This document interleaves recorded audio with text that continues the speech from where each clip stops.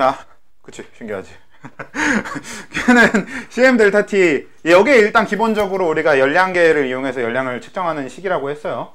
그리고 그냥 계산 자체는 별게 아닌 게, 이게 비열이 들어가면 되고, 이게 질량이 들어가면 되고, 이게 온도 변화가 들어가면 돼요. 아, 그리고 혹시 지금 잠깐 물어보자면, 학교에서 통열량계를 배웠다. 손. 아직 안 나왔어. 연용량이란 표현을 배웠다. 아마 요즘은 이제 대부분 통열량계는 안 가르치는 게 추세라서 안 가르치긴 할 텐데, 일단은 통열량계는 빼고 할게요. 만약에 필요하면 차후에 그냥 개별적으로 합시다. 통열량계도 전체적으로 필요한 게 아니니까. 자, 요게 일단 기본적으로 열량의 식인데요. 자, 왜 이게 설명이 필요하냐면 그냥 이거 계산하면 되거든. 문제에서 주어진 비열과 문제에서 주어지는 질량과 문제에서 주어지는 온도 변화를 가지고 열량을 계산하면 돼. 그리고 이 열량계를 이용해서 실험하는 방식 자체가 뭐였냐면, 이렇게 열량계가 있고 물을 채워놓으면 이 안에 챔버, 방이 있어서 이 방 안에서 반응을 시키면 그 반응에서 열의 출입이 생길 거 아니에요. 예를 들면 발열을 하든 흡열을 하든 연소를 시키면 발열을 하겠고, 그래서 안에서 반응이 일어나면서 발열이나 흡열을 하게 되면 이 주변의 물이 온도가 변화한단 말이야. 그래서 우린 그걸 물이 얻은 열량 혹은 물이 잃은 열량을 계산함으로써 이 반응에서 내보낸 열량 혹은 이 반응에서 흡수한 열량을 계산하는 거지. 그러니까 반응 자체의 열량을 계산할 수 없으니까 반응할 때 주변의 온도 변화를 통해서 주변이 얻은 열량, 잃은 열량을 계산하겠다라는 얘기인 거죠. 그걸 실험으로 하기 위해 이런 열량계라고 하는 게 만들어져 있는 거고요. 그래서 열량계 보면 여기 온도계가 이렇게 꽂혀 있고 이렇게 되어 있는데요. 여기서 보통 그러니까 비열은 저길 채워놓는 물을 보통 채워놓기 때문에 물의 비열이 들어가고요. 질량도 물의 질량이 들어갑니다. 다만 우리 간단하게 단순하게 생각을 해보면 저 물의 비열과 물의 질량만 가지고 측정을 하잖아, 이 열량이라는 걸. 그러면 정확하게 나올까? 잠깐만. 뭐 예를 들어서 안에서 일어난 반응이 연소 반응이야. 그러면 연소 반응은 발열 반응이니까 발열한 열을 이 물이 흡수하겠죠. 그러면 이게 물이 전부 다 흡수했다라고 가정한다면 적어도 우리가 이 컵을 만졌을 때 컵이 뜨거우면 안 돼요. 그러니까 물이 100% 다 흡수했으려면 컵은 흡수하면 안 되거든요, 열을. 근데 말이 돼, 안 돼? 안 돼. 우리는 뜨거운 물이 안에 만약에 담겨 있으면 그 컵을 잡았을 때 우리 손도 뜨겁잖아. 그러니까 이 반응에서 방출된 열은 100% 이 물이 다 흡수한다라는 건 말이 안 되기 때문에 보통 이렇게 열량계를 설정하게 되면 열의 손실이 많이 발생하게 되면서 오차가 생깁니다.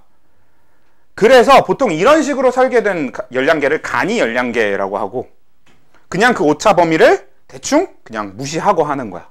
대충이라도 구하려고. 원래 더 정확하게 구하기 위해서 쓰는 게 아까 잠깐 언급했던 통열량계라고 하는 건데, 통열량계는 뭐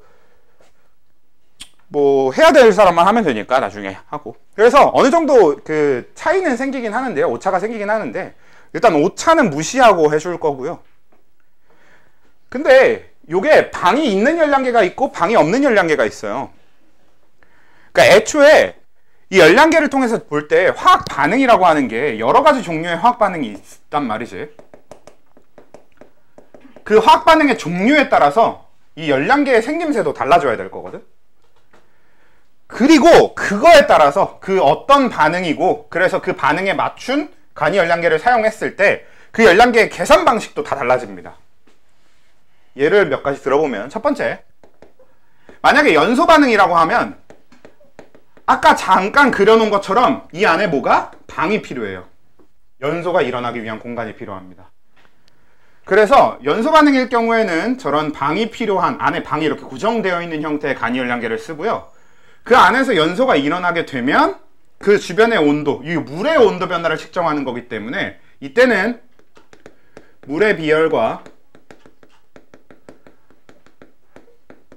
물의 질량과 물의 온도 변화를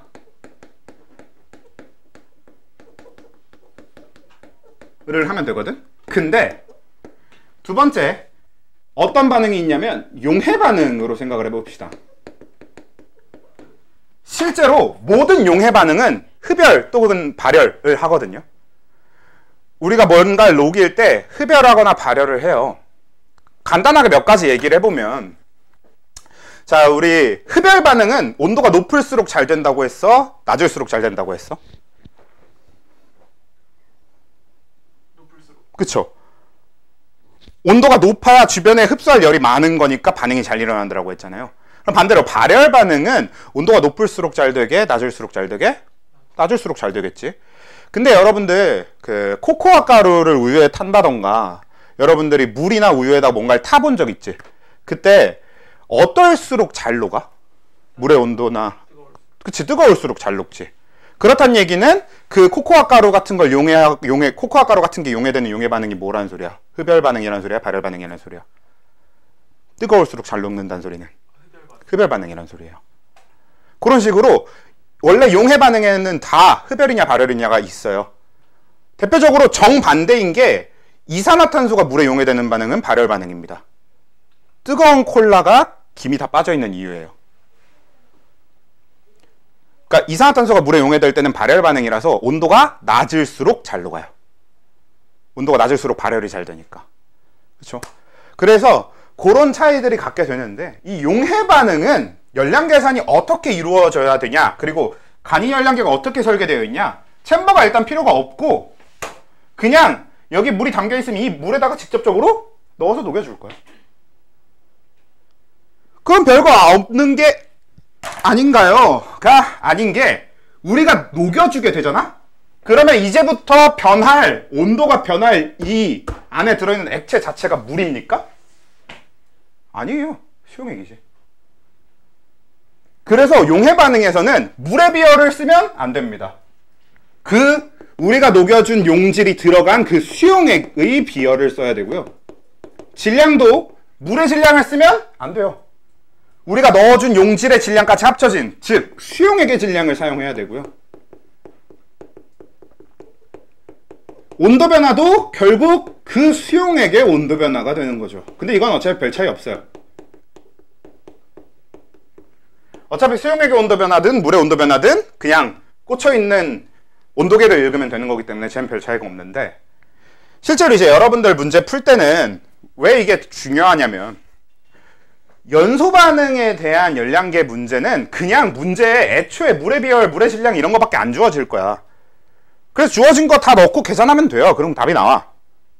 근데 용해 반응은 일부러라도 물의 비열, 물의 질량, 수용액의 비열, 수용액의 질량, 막 용질의 비열 막 이딴 걸 다 줘요.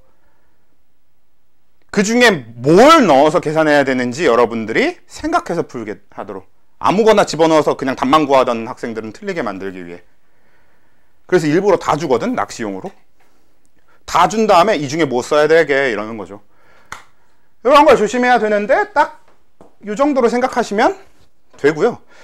이거 말고 봐야 되는 반응이 하나 더 있었는데 기억이 갑자기 안 나네요. 잠시만요. 얼른 확인 좀 해볼게요.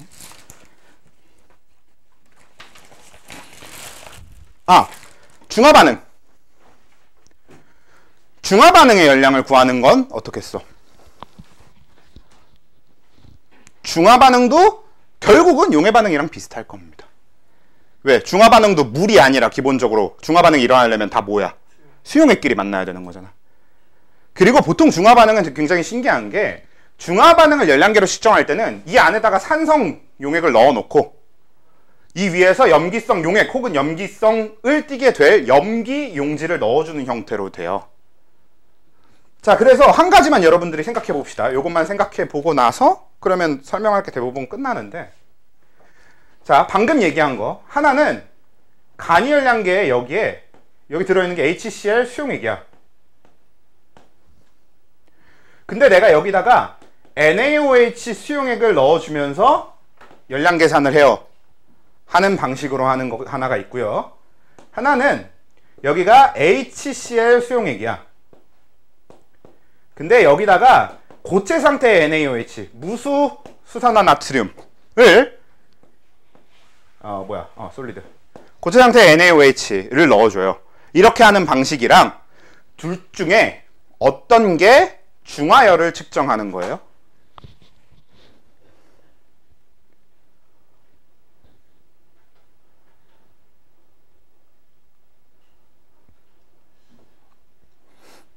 이 정도만 생각할 수 있으면 딱 거의 응용할 만한 여지가 끝나거든. 열애 출입은 응용이 이 정도 안에서 끝나요. 계산 응용이. 밑에 거? 왜? 밑에 거라고 생각한 이유는?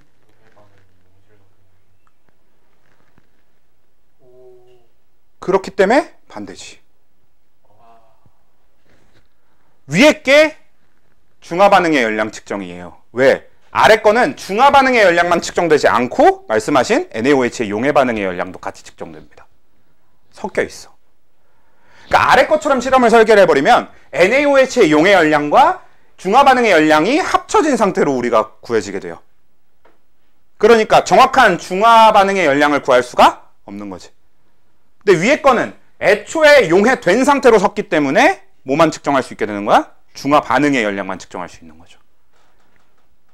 이 정도 생각을 할 수 있으면 이게 거의 이쪽 파트에서 제일 많이 생각해야 되는 제일 어려운 부분까지가 이게 전부입니다. 그리고 그냥 진짜 여기도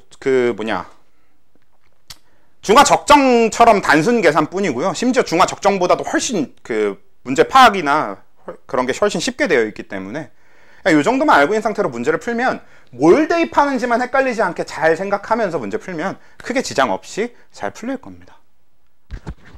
오케이. 일단은